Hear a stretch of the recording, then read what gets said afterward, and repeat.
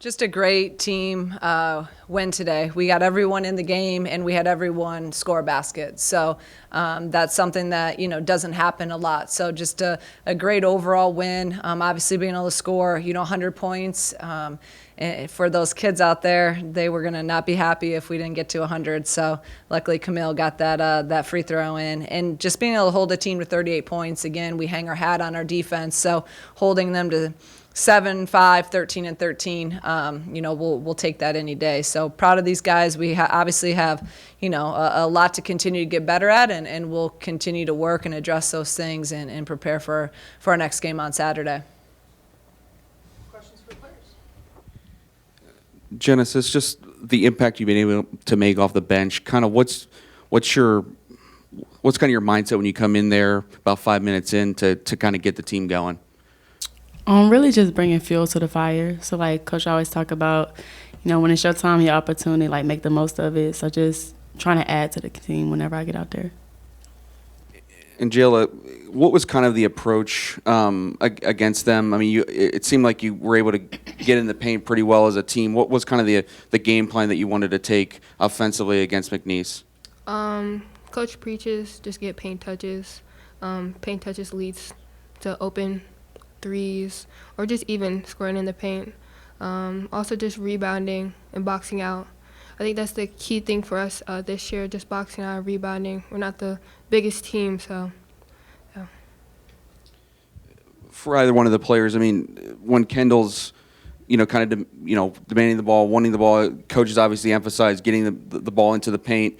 What's kind of been how has that kind of worked well for you guys, getting the ball into Kendall and getting her going? Because it's both a rebounder and a scorer.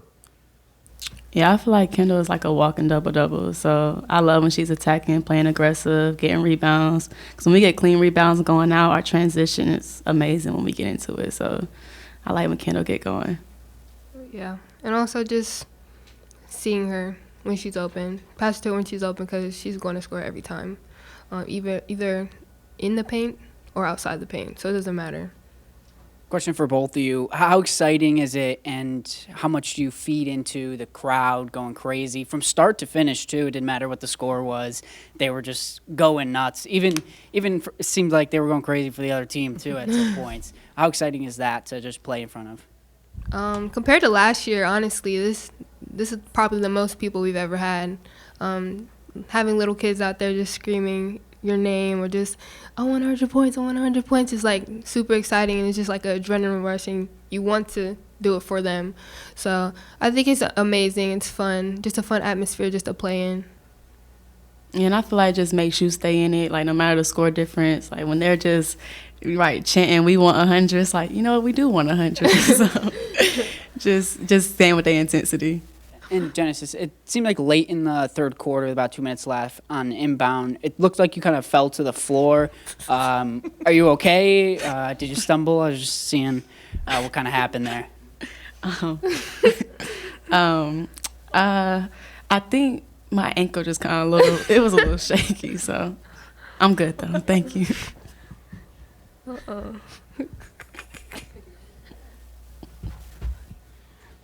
Genesis, there in the second quarter, you guys went on a 24-2 run, and it seemed like the transition offense was really functioning well. What did you kind of see from that to kind of get you going there in the second quarter as a team? I feel like our best basketball is when we're running and when we're getting out and spacing, transition. So when we get a clean rebound, my eyes just light up, because I know that we going to go, people going to push in transition, because anyone could be a pusher. So it's just so much space and freedom. Good job, you guys. See you later. Good job, Coach Grant. Thanks. We love you. Thank you, guys. All right, we'll go into questions for Coach. Coach, there in the second quarter, when you kind of get in transition, is that the ideal version of what you want to see from your team this season?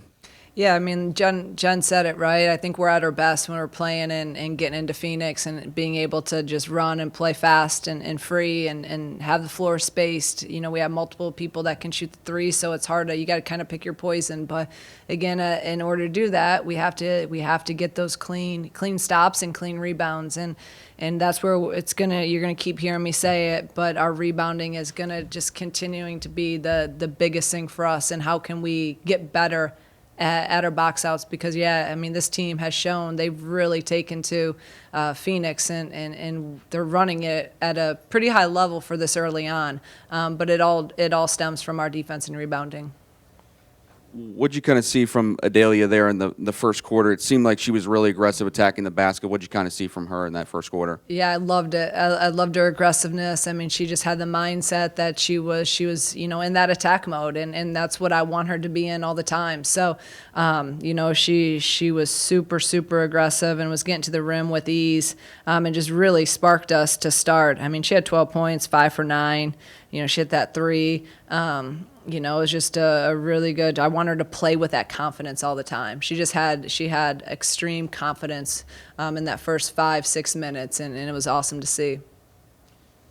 And Kendall, I think I was kind of trying to track along. It looked like about, you have maybe 5 post touches in that first 5 minutes of the game. What was kind of the plan that you wanted to have to get the ball inside to Kendall?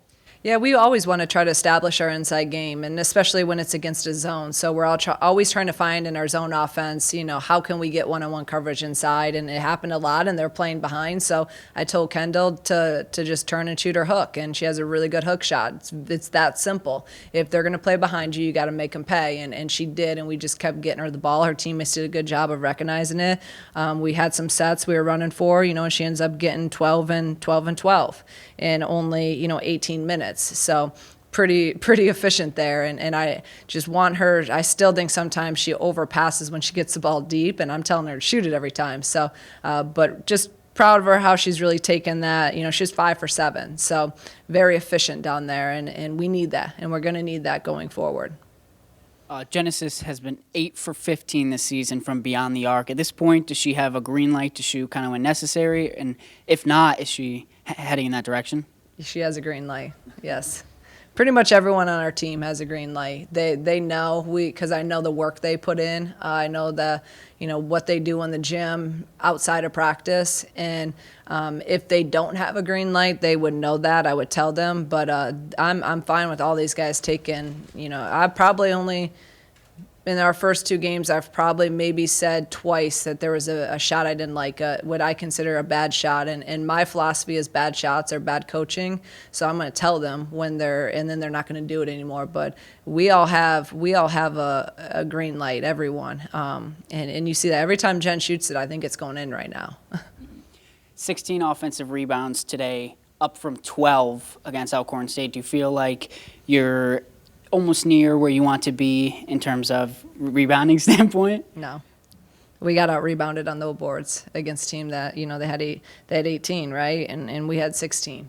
We still are. And I know some of those are long shots and, they're tipped out, but I don't care. Like, we have to continue to be better with it. So you guys are going to get sick of me talking about rebounding. My team's already been sick of me talking about rebounding, but hopefully at some point. I thought we did a really good job early on, and then we kind of, you're up 30, 40 again, right? You're fighting that human nature.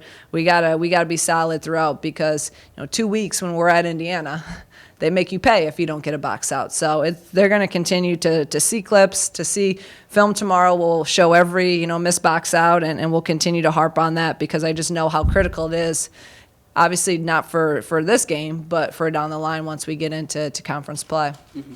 You touched on it a little bit before, but the crowd was screaming for you to hit 100. When given the score and how much you were up, were you urging them at all to hit that 100, given the situation, that's all the kids wanted? And that's the hard thing, right? Like, it's also all of our freshmen out there that haven't got to play. So I'm a believer in, I don't want to just, rub it in and keep scoring, but I also want those guys to get experience, and I'm not going to hold them back. I want them to play basketball. So at that point, we had to shoot it. It wasn't like it was 10 seconds left in the game, and in that moment, I thought it was Camille took it strong and she got fouled. So that's kind of that fine line. And then at the end, when we did have that shot, I was yelling, "Don't shoot it," because I don't, I just don't like that. But you also want your kids to play and play hard when they don't get a ton of playing time. How significant was it to get a lot of your bench players significant minutes, and then Gio Lopes getting 13 points for you? What does it kind of do getting them that experience this early in the season?